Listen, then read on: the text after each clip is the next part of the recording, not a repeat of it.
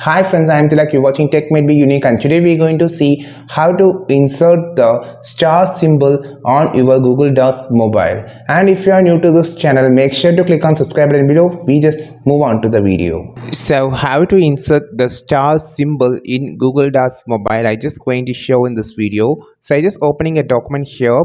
So you just need to insert the star symbol. It's actually easy and simple, but you should know that there is no insert symbol option is present in the Google Docs mobile. So instead of that, you can use your Google keyboard or Gboard. So here you just need to click on this number option on the bottom. Here you can see this option. Then you will see this star option here. You just want to long press on the star option, so it will pop up three different symbols. You just can select the star symbol like this, and you can insert the star symbol easily. Then copy and paste wherever you want the star symbol, and you can easily insert the star symbol like this on your Google keyboard. You just want to long press on the star symbol, it will show this perfect star symbol. I think this video helped you a lot. Like this video, share this video, subscribe this channel. We will meet our next video with super valuable content. This is Tilak signing off from Tech Made Be Unique. Have a wonderful day.